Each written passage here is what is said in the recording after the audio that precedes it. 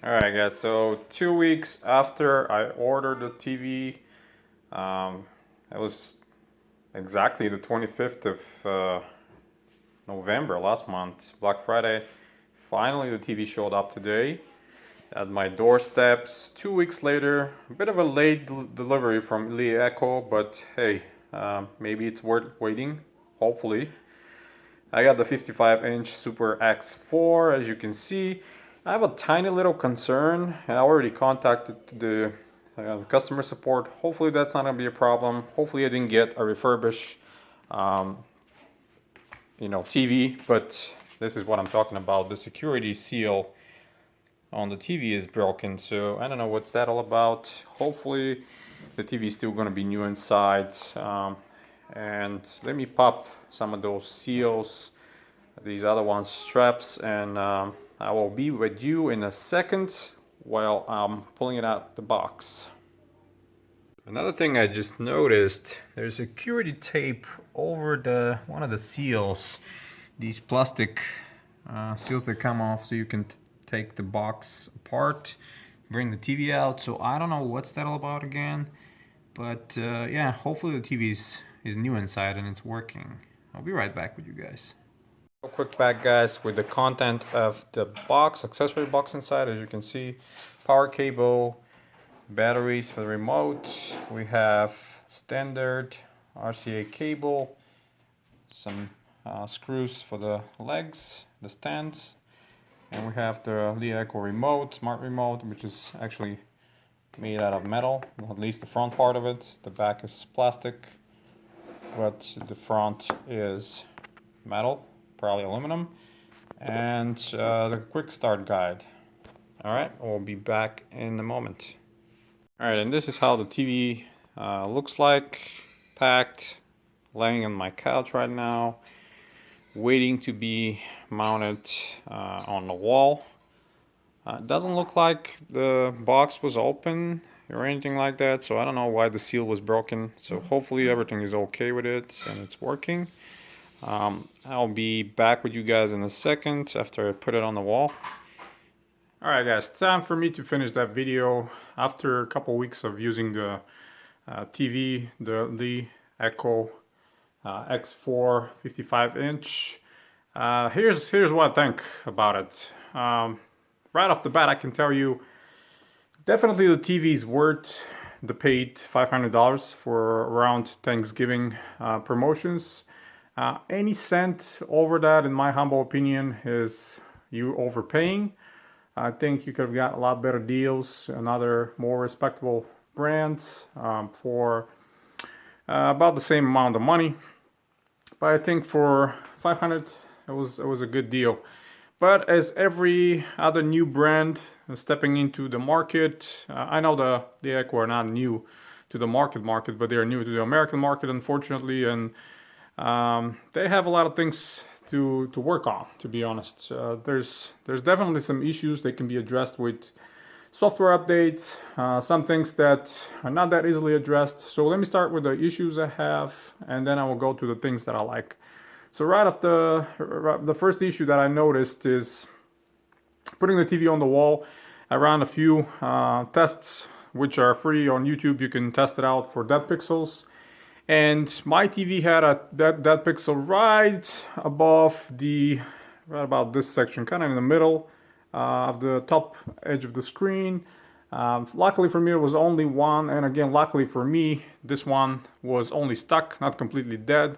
So after running some other software to kind of refresh the screen and then gently press it over with a soft cloth, the pixel got engaged again. So right now there's no dead pixel. So hopefully that's going to be the only issue with the panel.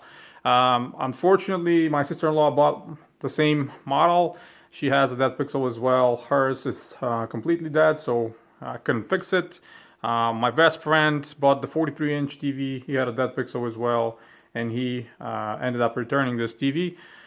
So again, in my opinion, in 2016, almost 2017, no respectable TV company, especially a company that comes in strong to the market and trying to make a a name for themselves. They should not have used lower grade panels or panels that are prone to have stuck or dead pixels. I'm sorry, but that is a big pet peeve of mine. If I buy a monitor or TV that has a dead pixel, I return it right away. Again, luckily for me, I was able to fix mine. Think that's we should stop giving companies passes, and whenever you see anything like that, be quick to react. All right, on to the next other things. Sometimes when I watch simple apps like Hulu or SlingTV, as you guys probably know from my previous videos, I've ditched the cable, so I extremely, I entirely stream all of my media content over the internet. So SlingTV is my main app for watching TV, normal channels, so to speak. Obviously, Hulu is a great app for watching shows and stuff like that as well. Netflix, all that stuff you guys are familiar with. But every once in a while, the TV will freeze, or will reboots itself, or will kick you to the main page. Watching Sling for an hour or so, and it will just kick you to the main screen. Granted, it doesn't happen all the time, but in my opinion, it's a bit annoying. So LeEco can address that with the future software updates. Again, working with that stability with the apps, especially the apps that most people will use and try to use. I'm not even talking about anything side loading. These are available right off the bat from the Google Market or are pre-installed on the TV itself. I'm sure a lot of people will ask what's the performance with the Kodi. I have obviously SPMC as my main driver, but I have Kodi as well. All of them are working great, at least with the setup I have. As you can see, TV, and then I have the sound bar underneath. Hopefully you guys can see that. I turned off the lights because they were glaring off the screen, so you can see the screen well. And that kind of brings me into, obviously I read some information that pass-through is not as great as people are hoping. So far, in my experience, after years of testing TV boxes, TVs, Android TV, and all that stuff, the only device that it's 100% able to output pass-through high bitstream audio content is the nVidia Shield TV console. So if you really are relying on being able to play all kinds of media and software, and not software, obviously, the files and all kinds of high bitrate audio and output it to your receiver, just get an nVidia Shield. That's it. Period. There's nothing else you can do. Which again I'm using in my main media room with my plasma TV that I'm hopefully not going to replace anytime soon until the OLED TVs prices go down. But not to get sidetracked, back to the TV. So again, this is kind of bringing me to another thought that I'm having an issue, and I read as well online that a lot of people are having the same issue with optical out. So currently I'm using the optical out with the soundbar from Vizio, as you can see. Every self-respectable audiophile will not rely on the speakers that are embedded in the TV, no matter how great they are. Harman Kardon, okay, they're good for TV, but I like to have a little bit better sound, and even here in the living room, I use a soundbar. So what's the issue? So not every once in a while, but it's very often actually. When you turn on the TV, the output will not go straight to the outside source, through the optical or going through the soundbar, but rather will go through the TV speakers, which is again extremely annoying. You have to reboot the whole TV in order to properly output the sound to the soundbar. That happens 99% of the time. I kind of learned a trick, but again, I think we should not be learning tricks. That should be addressed by LeEco as a problem.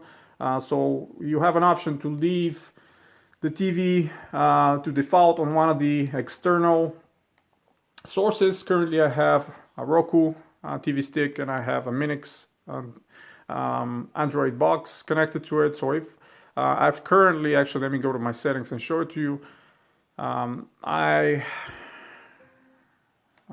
Boot. I have left it set on HDMI 2, which is my Roku. If I leave it like this, and I turn on and turn off the TV, actually the sound will be properly outputted to the Roku sound, to the sound bar, and then from the Roku I can actually, I can actually go to the main screen and still have the sound going through the sound bar. So normally this is how it's gonna end up, and then I will just press the home button on the remote, obviously, to go to the home page, and here I can go to other apps and still enjoy that sound. But again, that's a trick, and all that should be addressed by LeEco. The other issue I have is the actual out of sync sound. So if you play anything through SPMC, Kodi, any of the other apps, I heard a lot of people complaining from the other apps, but since I don't use that many of other apps than these, I can only say there's about 0.25 milliseconds of off of the sound that needs to be delayed. And luckily for me, if I go to SPMC, this is the latest version I run.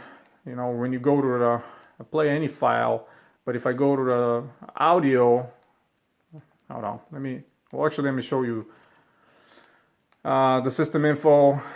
About a gig of free memory, as you can see, all the other stuff, the CPU.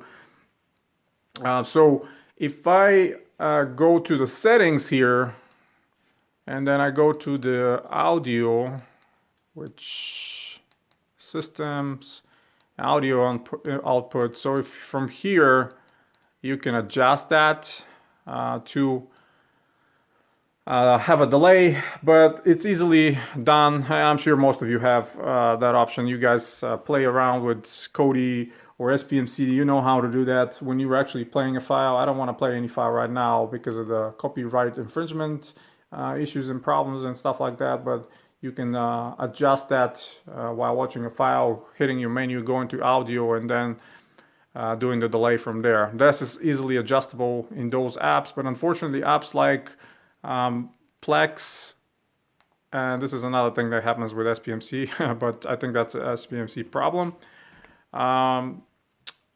So with aaah apps, this problem cannot be easily resolved. Plex has some settings for that as well, but some of the others, obviously they don't. Hulu, Arcos, or Netflix, they don't have these settings, so that becomes an issue.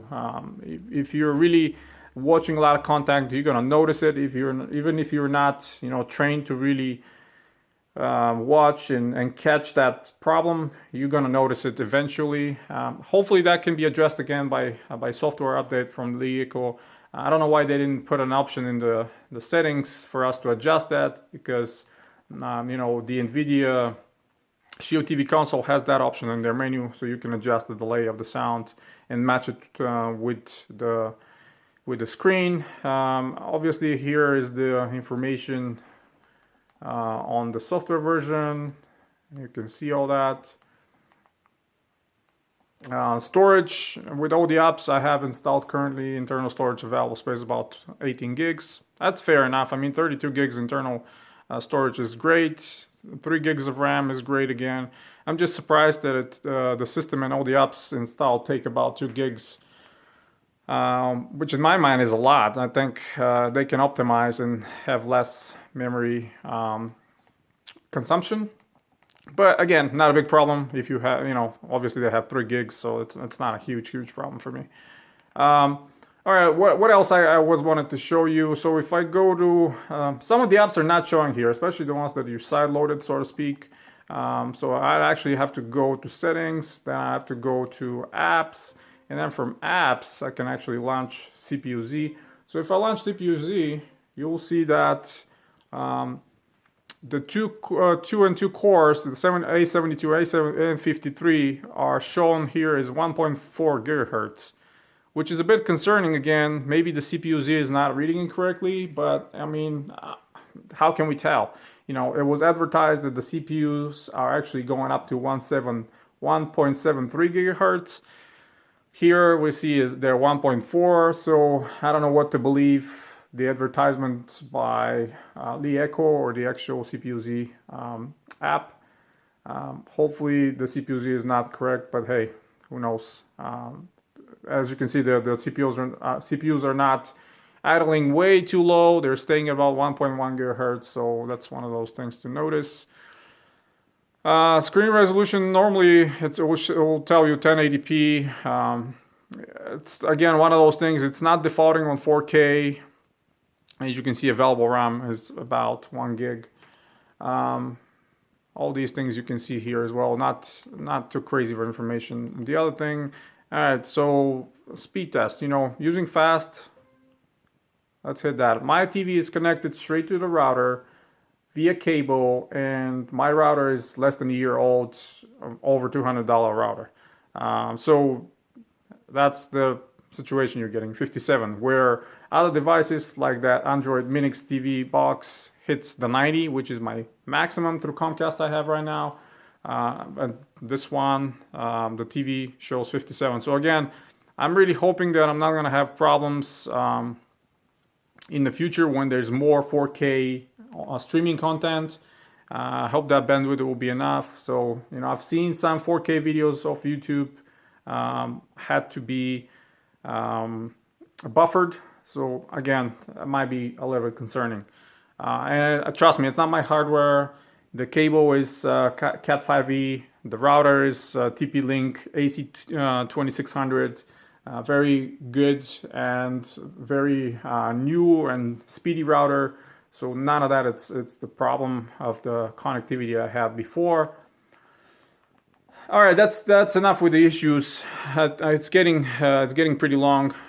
What else I can say? Obviously, being Android TV is great. I'm a huge fan of Android TV since day one, pretty much. I love my nVidia Shield TV.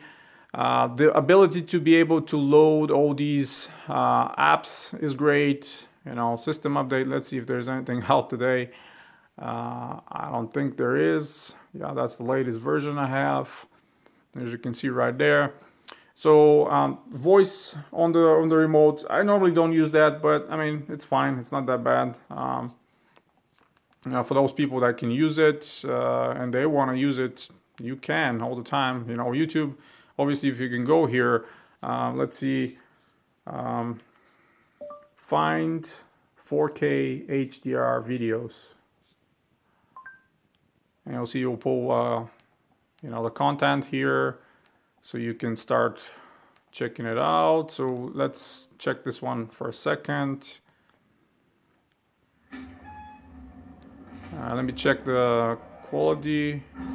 Okay, it's set to 4K. Hopefully this is going to display the actual quality of the panel, which, to be honest, is not that bad.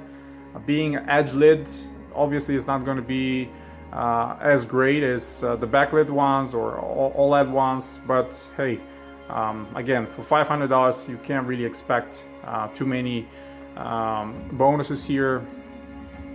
But yeah, let's go back to another one real quick. Let's say this one, maybe. This is another promotional 4K 60 FPS from LG. Your son's not coming home. Come on, why? Why do we need commercials here? Skip. Let me check the quality again, if it's set up to 4K. Yep, it's 4K. And see, buffering. This is something that should not be happening with wire connection. That should be going straight up with no buffering whatsoever. But the quality is great when you get 4K content, when you get real 4K. Obviously, the colors are vibrant, blacks are deep, and richer. So can't complain about that. I've read about other people having some issues with the HDR content. I personally have not seen any problems on my end, so I can't really say any positives, any negatives, obviously, about that. Hitting the LeEco button will bring you to LeEco Live, which kind of combines a lot of streaming services together. And you know, if you're a member, obviously you can watch some content for free. Some of it is paid. You know, obviously I'm paying already for plenty, so I'm not really looking forward to pay one more. I think I'm good enough with Netflix, with Sling, and with Hulu, and obviously I have Amazon as well. I didn't try to sideload the Amazon here. Maybe we'll try and see if it's working. I have it on my nVidia Shield TV, obviously, and there's no problem working there whatsoever. Plex is working with no problems. What else? I mean, gaming is okay as long as you play something that it's not really demanding. But other than that, I think with couple of updates from LeEco, I think this TV can be a real winner for now. You know, would I recommend it? Yeah, if you get it on around 500 and you lack out to have a panel with no problems or close to no problems. Anything above, I definitely will recommend you look elsewhere. But that's it for now, guys. Hit the thumbs up if you like the video. Kind of lengthy, sorry about that. If you have any questions, let me know in the comments down below. Quickly, one thing to mention, I saw another reviewer complaining about a little circle kind of emerging here in the corners after installing Kodi and all that stuff, and you can remove it. So this problem is from ES File Explorer, guys. If you go to ES File Explorer and then you go to settings, and in settings there's an option called logger floating widget setting. If you go here, you need to uncheck this one in order for this little window to disappear, because this will kind of give you a preview of all the files that are being generated in the background by other apps. And Kodi pulls a lot of metadata files, a lot of thumbnails from the servers, and obviously this will constantly stay there in the corner and will be on top of every single app. It will drive you crazy. So just word of advice. That's about it, guys. Ask me questions. I'm willing to test a lot. Just let me know what you want to be tested. For now, you guys have a wonderful day. Stay tuned to the channel. Subscribe if you're new. And until next time, guys, again, have a wonderful, wonderful day.